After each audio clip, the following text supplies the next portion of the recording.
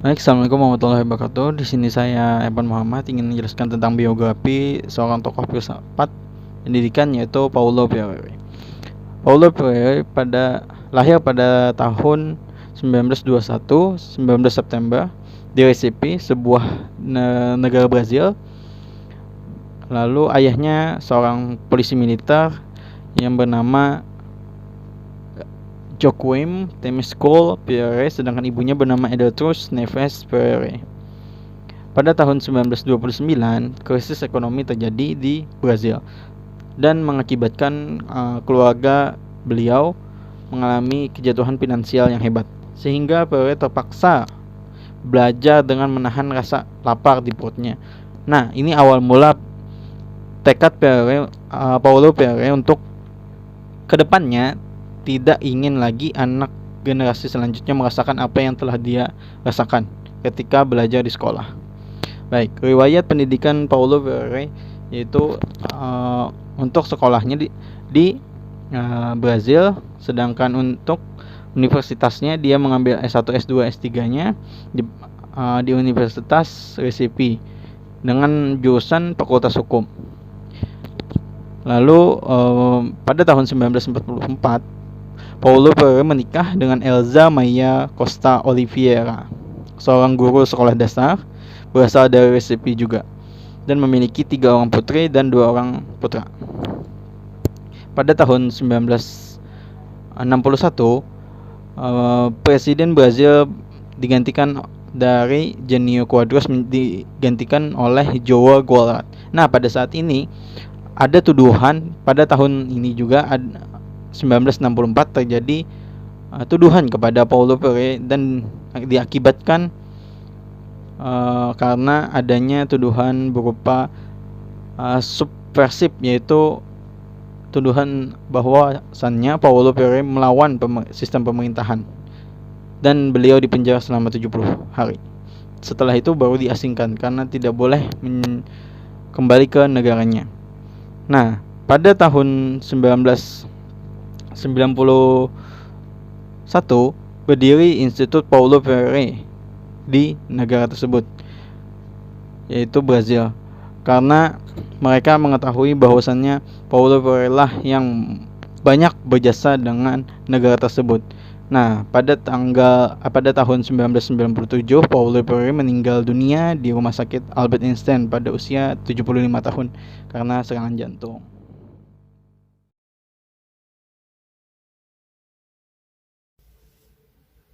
Assalamualaikum warahmatullahi wabarakatuh. Nama saya Nurul Siva. Di sini saya akan membahas pemikiran-pemikiran seorang Paulo Freire. Baik, nah ini pemikiran pertama, yaitu pemikirannya tentang pendidikan. Nah, pemikiran seorang Paulo Freire ini tentang pendidikan lahir dari pengalamannya selama bekerja bertahun-tahun di tengah-tengah masyarakat yang miskin dan tidak berpendidikan. Nah, masyarakat tersebut biasanya dikenal dengan masyarakat feodal. Nah, yang mana sistem masyarakat di sana itu adanya perbedaan kelas antara masyarakat golongan atas dengan masyarakat golongan bawah. Nah, golongan atas menjadi penindas masyarakat golongan bawah dengan melalui kekuasaan politik dan akumulasi kekayaannya. Nah, di mana terjadi?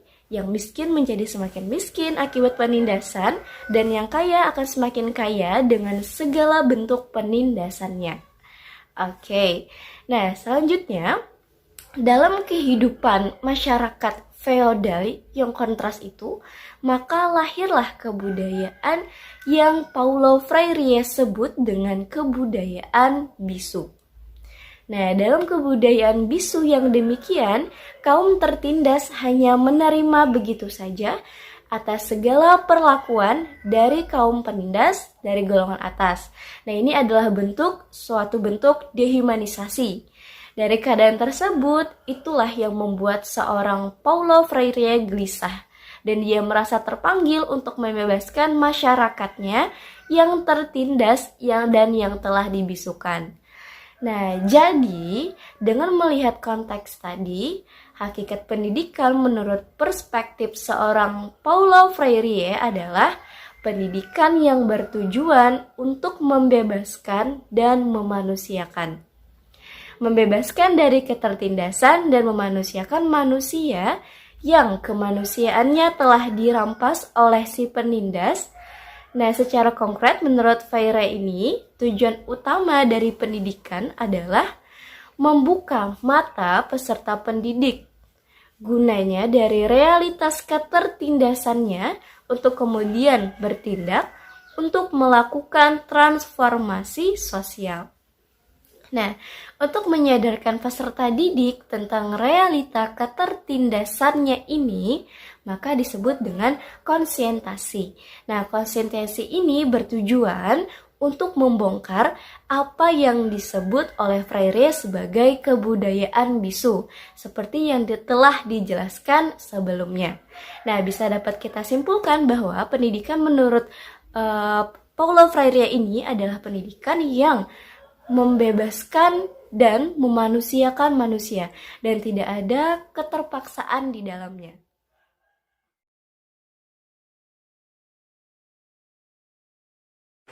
Oke, selanjutnya ini adalah kritik Paulo Freire terhadap sistem pendidikan gaya Bank. Nah, di sini tujuan utama pendidikan menurut Paulo ini adalah untuk mengembalikan sistem pendidikan yang mana pada masa itu terjadi kesenjangan sosial yang sangat memprihatinkan. Nah, di mana sistem pendidikan yang terjadi itu mengarah pada penindasan pada masyarakat golongan bawah.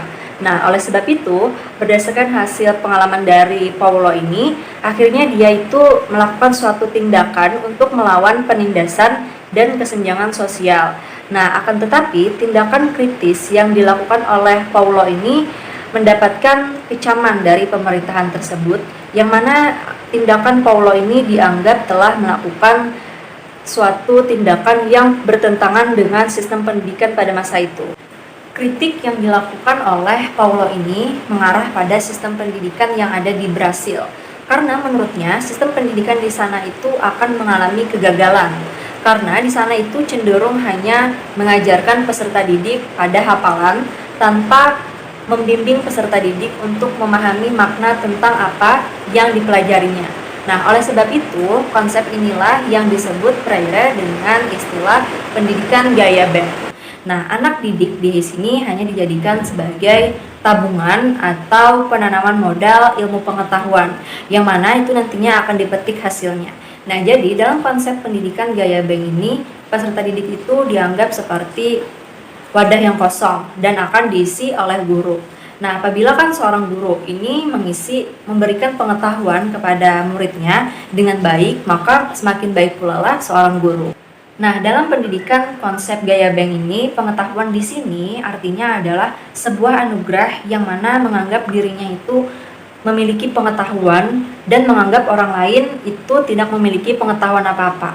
Nah, sama halnya seperti seorang guru, yang pastinya kan seorang guru lebih banyak pengetahuan kan daripada murid-muridnya.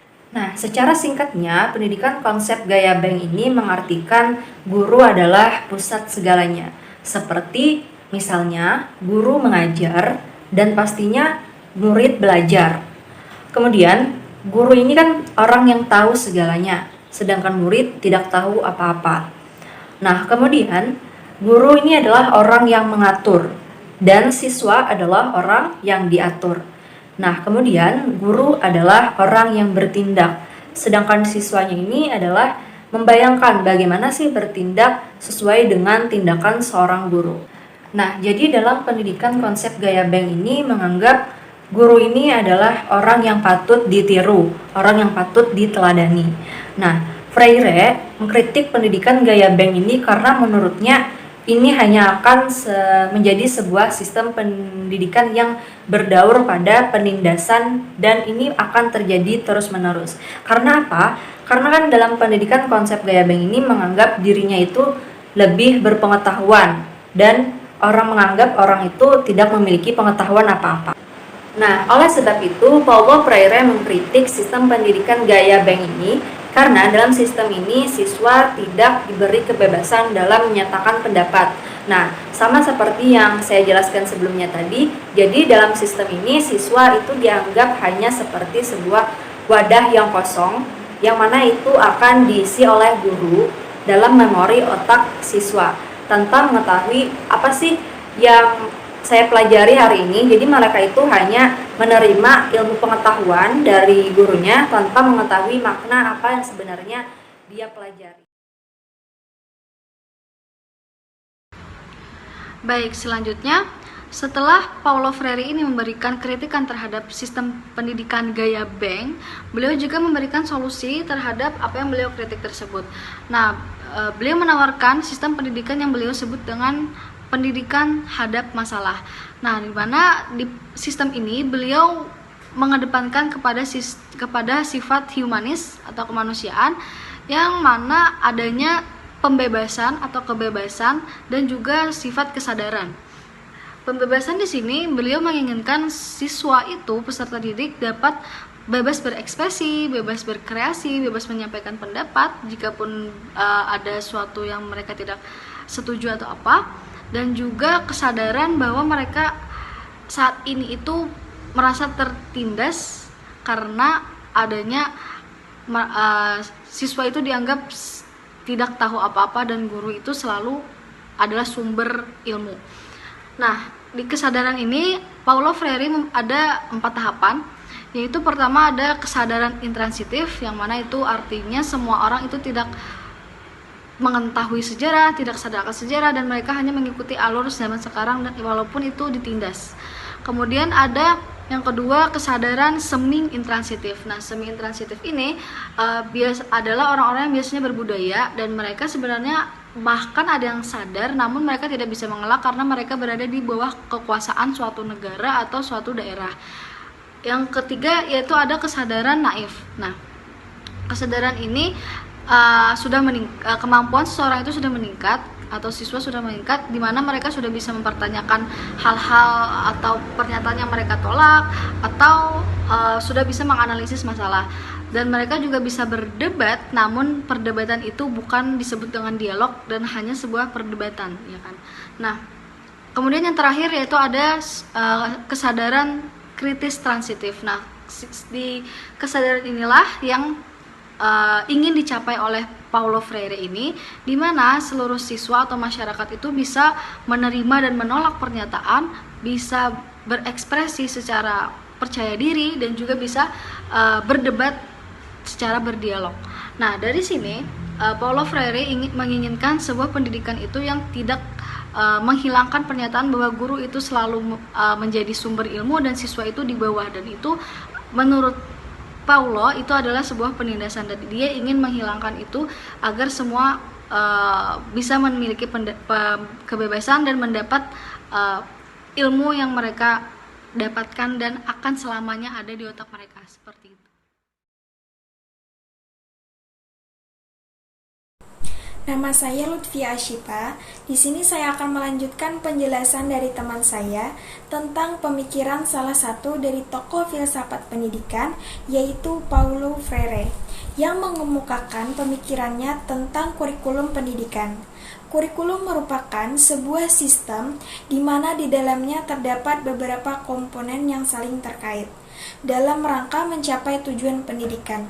Jadi, kurikulum dalam pandangan Freire berpusat pada problematisasi situasi yang konkret atau nyata. Peserta didik bersama pendidiknya memaknai berbagai persoalan seputar pengalaman hidupnya dan berusaha memecahkannya.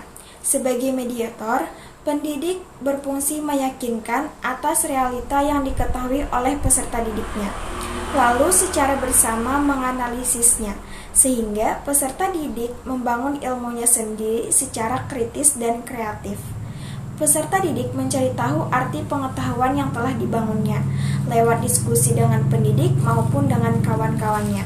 Pendidik juga aktif dalam mencari kejelasan, menanyakan kebenaran, dan mengevaluasi alternatif yang ada. Akan nampak bahwa pendidik juga berperan sebagai teman belajar bagi peserta didik. Kurikulum yang berpacu pada realita konkret peserta didik serta berdasarkan prinsip-prinsip yang dinamis adalah mutlak bagi proses pendidikan yang sejatinya membebaskan. Inilah yang dimaksud Freire dengan perlunya experience center kurikulum dalam sistem sekolah. Aspek-aspek dalam experience center kurikulum didasarkan pada kebutuhan dan minat peserta didik, untuk kemudian diarahkan bagi perkembangan pribadinya secara integral, terutama aspek berpikir, emosi, motorik, dan pengalaman sosial. Jadi, pokok-pokok bahasan yang ada dalam kurikulum terutama mengacu pada realita kehidupan yang wajar dan problem pengalaman hidup peserta didik. Dengan pendekatan demikian ini, peserta didik tidak saja dipersiapkan supaya mampu mengantisipasi masa depan, namun juga sekaligus menyadari dan ikut berpartisipasi dengan situasi sosial sesungguhnya, di mana ia dan sekolah adalah bagian dari hal tersebut. Mungkin itu saja dari saya, akan dilanjutkan oleh teman saya yang berikutnya.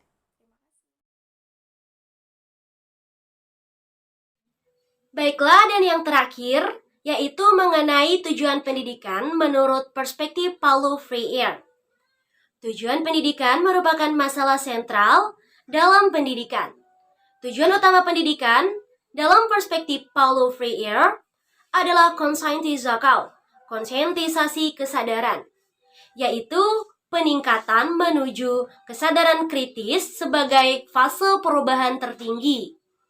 Kata konsientisasi sendiri diambil dari bahasa Brazil, conscientização, yakni suatu proses di mana manusia berpartisipasi secara kritis dalam sebuah aksi perubahan.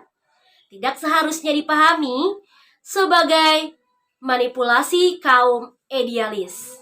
Bahkan jika visi kita mengenai konsientisasi bersifat dialogis, bukan subjektif ataupun mekanistik, maka kita tidak dapat memberi label terhadap kesadaran ini dengan sebuah peran yang tidak dimilikinya, yakni peran untuk melakukan perubahan terhadap dunia. Munculnya kesadaran kritis tidak terpisahkan dari dialog yang sejati, yang tentu saja melibatkan pemikiran kritis, yaitu pemikiran yang melihat hubungan yang tak terpisahkan antara manusia dan dunia, tanpa melakukan dikotomi antar keduanya. Pemikiran kritis melihat realitas sebagai proses dan perubahan, bukannya entitas yang statis. Oleh karenanya, pemikiran kritis tidak dapat memisahkan dirinya dari tindakan. Ketajaman pemilihan dan pemilahan tema-tema generatif serta kodifikasi yang dilakukan bersama rakyat akan mengantarkan rakyat kepada pemahaman diri rakyat dan realitasnya secara utuh dan lengkap, bahwa ia ada dalam dan bersama dengan dunia. Oleh karenanya, ia bertanggung jawab atas proses kemanusiaannya sendiri tanpa bergantung pada orang lain, atau dalam hal ini adalah kaum penindas. Akhirnya kesadaran rakyat akan semakin meningkat dan semakin kritis, sebagai bentuk tertinggi dari kesadaran yang dibangun dan sekaligus dicita-citakan oleh Freire, sehingga akan mengurangi dan bisa jadi dapat menghilangkan struktur penindas dan yang tertindas secara gradual dan alamiah.